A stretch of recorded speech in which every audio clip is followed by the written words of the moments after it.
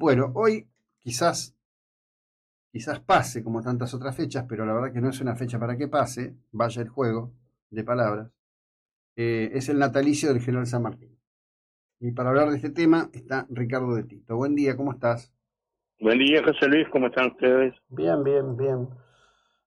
Siempre es momento para hablar de San Martín, pero en momentos de tanta confusión institucional como hay ahora en Argentina, me parece que es como para un redoblar de tambores al respecto de su figura y de su historia, ¿no?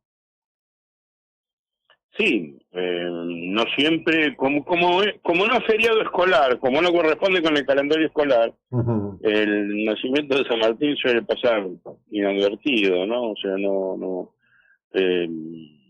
tiene la relevancia que debería, Mm. digamos. Y además, bueno, un poco como señalé hace un tiempo, tenemos una especie de pasión necrofílica de conmemorar a nuestros próceres en el día de su muerte, ¿no? Ujú. Belgrano, Güemes, Sarmiento y el propio San Martín siempre se recuerdan en la fecha de su fallecimiento y no de Sí, tal su cual, tal cual. nacimiento, ¿no? Ujú.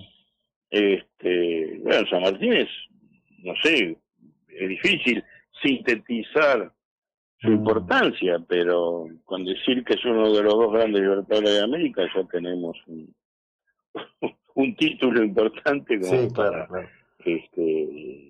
digamos, que merezca un reconocimiento Sí. histórico.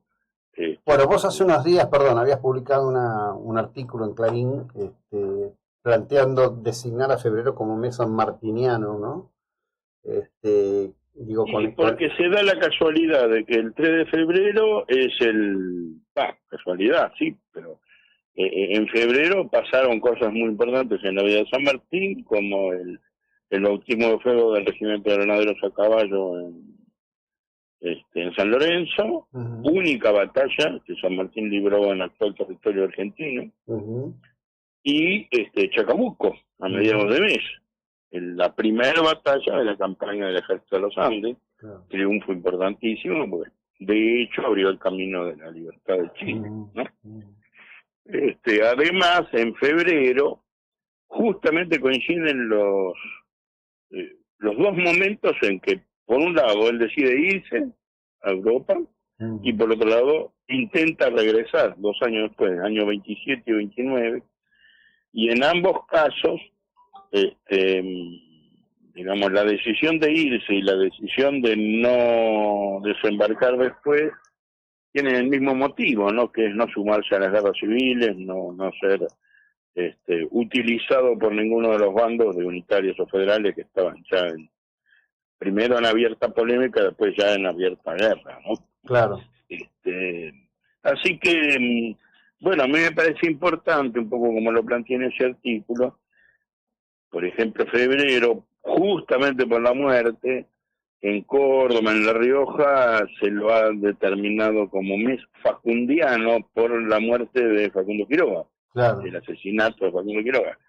Y bueno, y yo tuve la idea de sugerir que se considerara al mes de febrero un mes sanmartiniano, porque tenemos entonces las dos grandes batallas, su nacimiento, más dos decisiones políticas de enorme trascendencia que se suman todas en este mes, ¿no? Claro, claro, claro.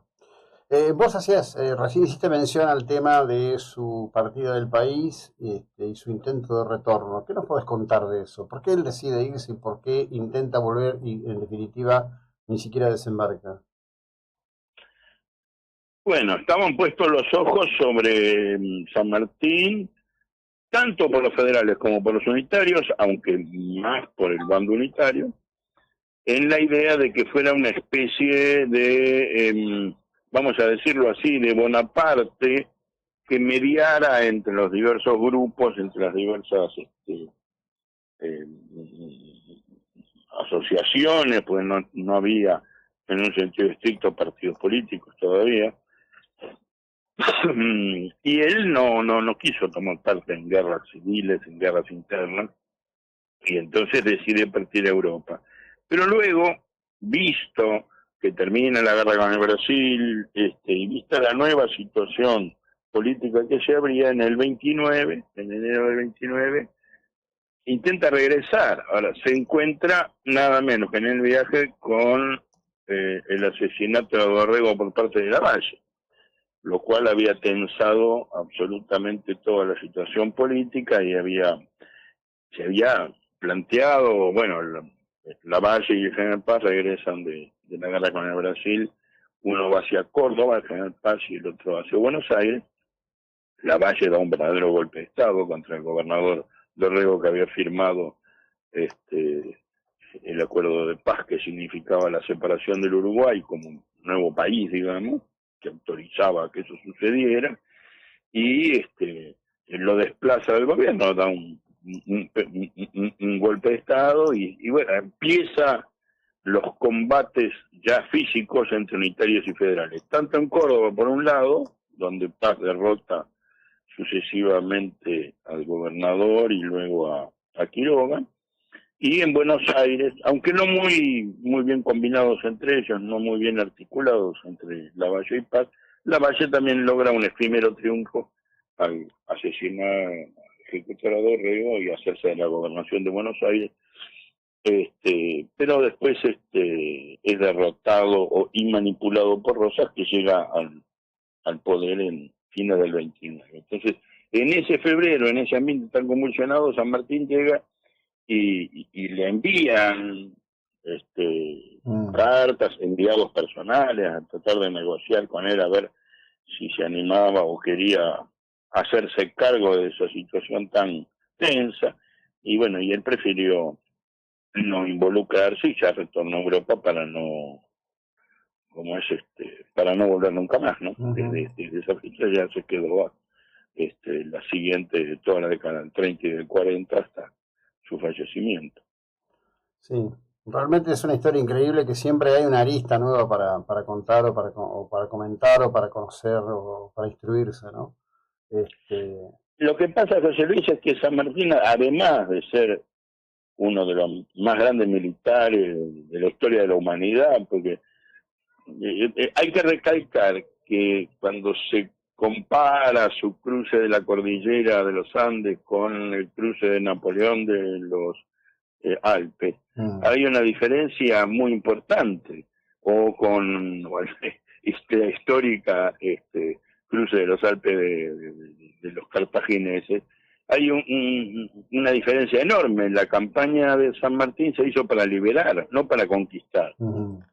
Y las otras fueron todas campañas de conquista, o sea, tienen motivaciones opuestas, digamos, ¿no? Entonces, el rol de San Martín, por ejemplo, San Martín tuvo una estatua de reconocimiento antes en Santiago de Chile que en Buenos Aires, por ejemplo, para que tengamos una idea de su dimensión continental. Claro.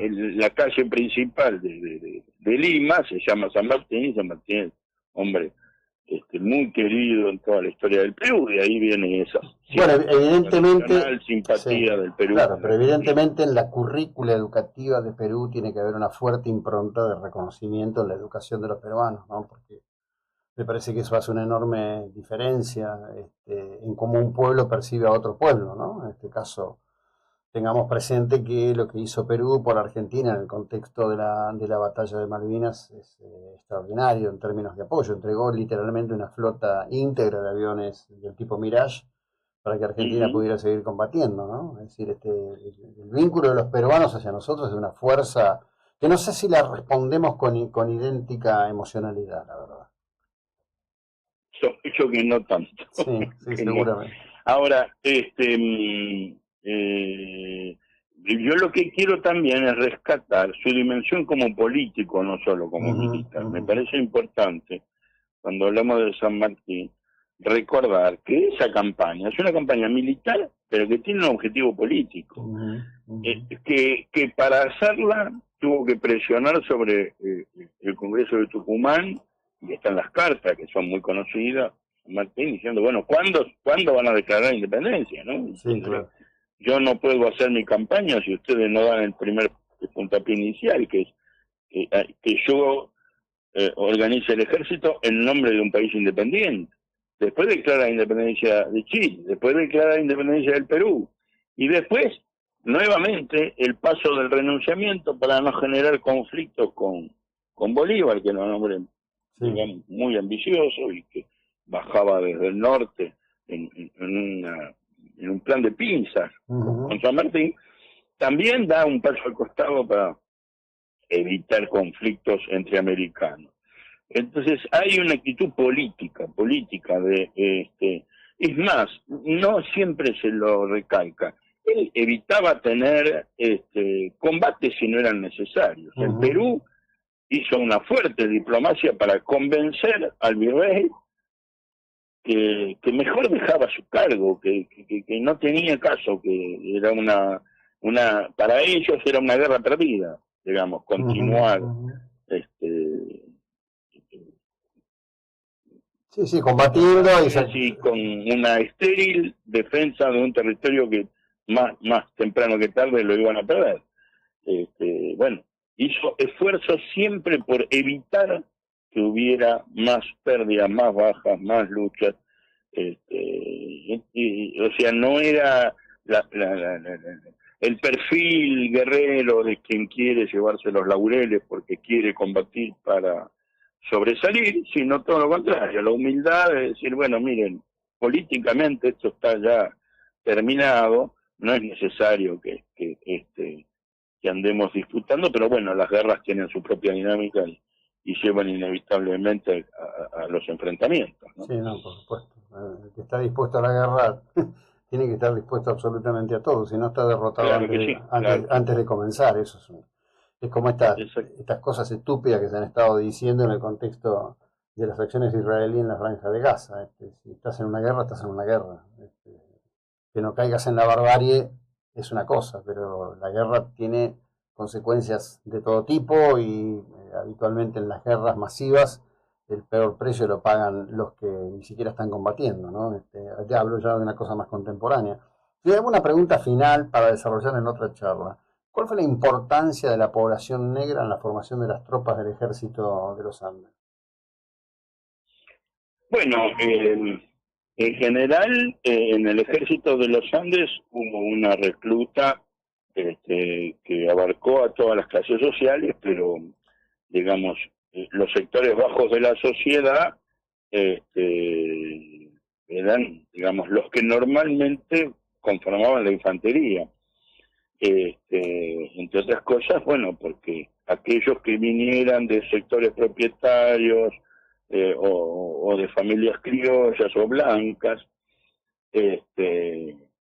podían aportar económicamente caballos, enseres, colaboraciones que los llevaban a puestos de suboficiales o por qué no, de la oficialidad. Muchos de los jóvenes de familias muy famosas de Buenos Aires se convirtieron justamente en el pelotón de granaderos. Claro. Hay muy pocos granaderos, de granaderos a caballo, como regimientos de élite, que fueran negros, la mayoría eran blancos, ¿no? Pero en la infantería no, y la infantería es la que va naturalmente adelante en las batallas, ¿no? Sí, claro.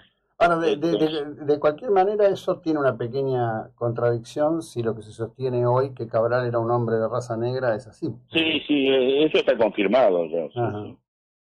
Bien. Sí.